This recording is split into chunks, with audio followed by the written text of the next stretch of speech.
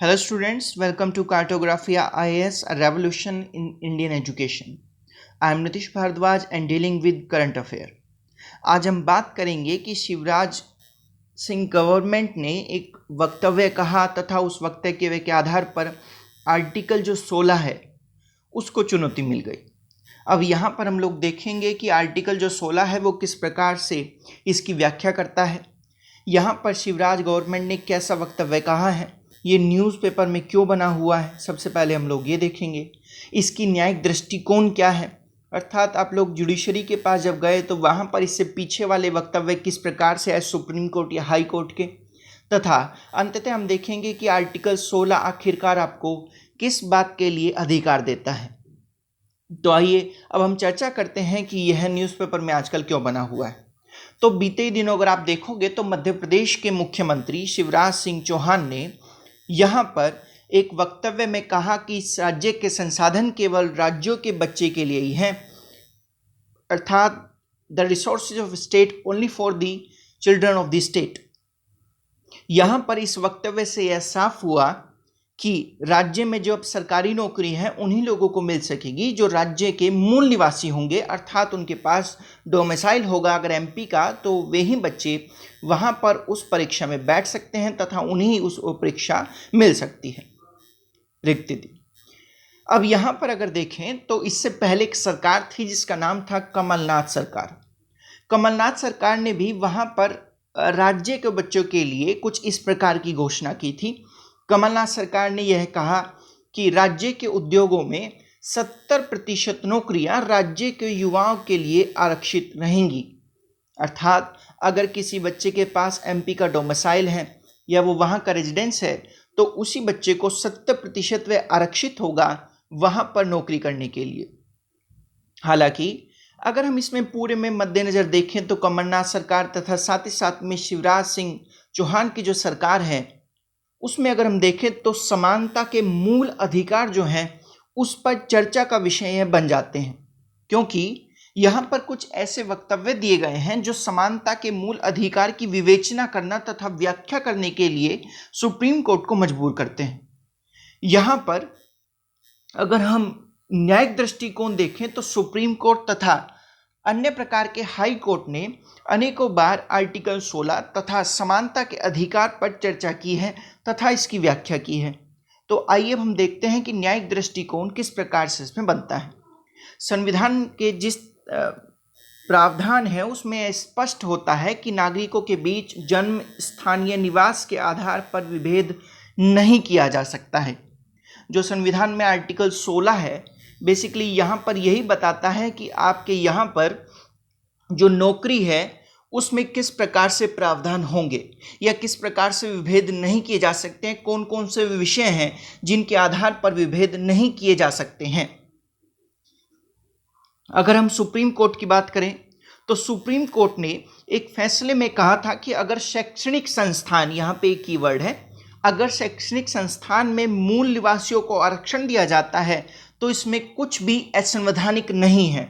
यहाँ पर supreme court ने कीवर्ड दिया है शैक्षणिक संस्थान, अर्थात एजुकेशनल जो इंस्टीट्यूशन है उनमें अगर आरक्षण दिया जाता है तो यह असंवैधानिक अर्थात नॉन कॉन्स्टिट्यूशनल नहीं होगा। परंतु यहाँ पर सुप्रीम कोर्ट ने उसी जजमेंट को पूरा करते हुए कहा कि अगर सार्वजनिक नौकरियों में मूल निवासियों को मौका दिया जाए तो यह संविधान इस बात की इजाज़त नहीं देता है, अर्थात अगर सरकारी नौकरी में जो मूल निवासी हैं केवल उनको ही मौका दिया जाएगा तो संविधान के तौर पर यह गलत होगा तथा असंवैधानिक होगा, नॉन कॉन्स्टिट्यूशनल होगा। तो यहाँ पर सुप्रीम कोर्ट ने इसको व्याख्या करते हुए कहा कि अगर एजुकेशनल इंस्टीट्यूट में, शैक्षणिक संस्थानों में अगर आप मूल निवासियों को अलग से आरक्षित करते हैं तथा उनको प्रेफरेंस देते हैं तो वह संविधान के लिए ठीक है, परंतु सार्वजनिक नौकरियों में अगर आप मूल निवास अर्थात डोमिसाइल पाए हुए व्यक्ति को वहाँ पर संविधान के तौर पर यह गलत होगा कि आप उसको प्रेफरेंस दें या फिर उसको ऊपर रखें दूसरे बच्चों से। भेदभाव के खिलाफ नागरिकों के अधिकार की संवैधानिक गारंटी का उल्लंघन करता है। यहाँ पर जो दो फैसले किए गए हैं इसमें सुप्रीम कोर्ट कहता है कि यह जो भेदभाव के खिलाफ जो नागरिक समानता के अधिकार बनाए गए हैं उनका उल्लंघन करता है यह, जो वक्तव्य कहा गया है कमलनाथ सरकार के द्वारा तथा इससे पहले शिवराज सिंह चौहान के द्वारा। 2019 में अगर मैं बात करूं तो सुप्रीम कोर्ट के अलावा हाई कोर्ट ने भी, जैसे कि एक राजस्थान के हाई कोर्ट का मैं आपको एग्जांपल दूंगा, एक इलाहाबाद के हाई कोर्ट का आपको एग्जांपल दूंगा। तो 2019 में इलाहाबाद उच्च न्यायालय ने उत्तर प्रदेश अधीनस्थ सेवा चयन आयोग की अधिसूचना को अवैध करार दिया था। क्यों दिया था? क्योंकि उत्तर प्रदेश अधीनस्थ सेवा चयन आयोग ने उसमें कुछ ऐसी महिलाओं को वरीयता देने की बात की थी जिनके पास राज्य का मूल निवास प्रमाण पत्र है, अर्थात डोमिसाइल है, यानी वे महिलाएं उत्तर प्रदेश में ही रहती हैं, वे वहां की मूल निवासी हैं, इसलिए उनको प्रेफरेंस देने की बात की थी। परंतु 2019 में इलाहाबाद हाईकोर्ट ने जजमेंट सुनाते हुए इस वरीयता को पूरी तरह से निरस्त कर दिया और इसको अवैध घोषित करार दिया है। अर्थात यहां पर उत्तर प्रदेश में जिस प्रकार से शिवराज सिंह चौहान ने यहां पर वक्तव्य दिया है, तो उत्तर प्रदेश में हाई कोर्ट ने पहले ये मना कर दिया है। अगर 1955 की मैं बात करूं तो 1955 से लेकर अब तक सुप्रीम कोर्ट ने कई बार बच्चों मूल निवास और जन्म स्थान के बीच में जो डिफरेंस है वो हम लोगों को बताया है, अर्थात उसकी व्याख्या की है। और वो व्याख्या किस प्रकार है?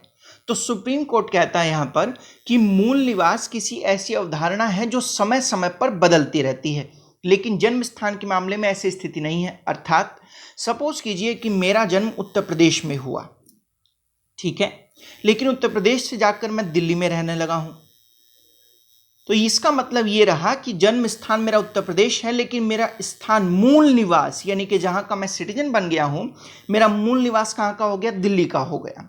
ठीक है, तो यहां पर सुप्रीम कोर्ट ने इसी प्रकार की अवधारणा दी है कि जन्म स्थान बदला नहीं जा सकता, परंतु जो मूल निवास है वो समय समय पर बदला जा सकता है। अब दिल्ली से मैं ट्रांसफर होकर कहीं भी जा सकता हूं, दिल्ली से मैं पंडुचेरी जा सकता हूं, साथ ही साथ में दमन एंड दीव जा सकता हूं, गोवा जा सकता हूं, तो मेरा मूल निवास बार बार चेंज हो सकता है।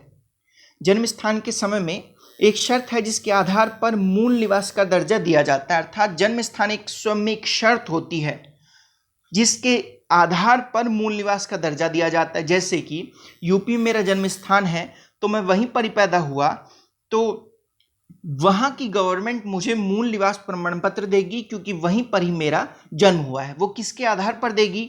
मेरे जन्म स्थान के आधार पर मुझे मूल निवास प्रमाण पत्र दिया जाएगा। अब एक और हम देखते हैं, लेटेस्ट है ये, 2020 में उच्च न्यायालय ने, राजस्थान के उच्च न्यायालय ने कुछ सरकारी अध्यापकों की नियुक्ति को अवैध करार दिया था। क्यों दिया था? क्योंकि राष्ट्रीय चयन आयोग ने, जो वहाँ का स्टेट जो बोर्ड है, उन अभ्यर्थियों की वरीयता को दी थी जो कुछ जिलों या ग्रामीण से आते हैं। अर्थात बच्चों मैं आपको समझाऊं तो इसमें यहाँ पर प्रेफरेंस दी गई थी उन अभ्यर्थियों को या फिर उन कैंडिडेट्स को जो एक स्पेशल डिस्ट्रिक्ट से या फिर विलेज से आते हैं, और इसको 2020 में राजस्थान हाई कोर्ट ने पूरी तरह से अवैध घोषित कर दिया।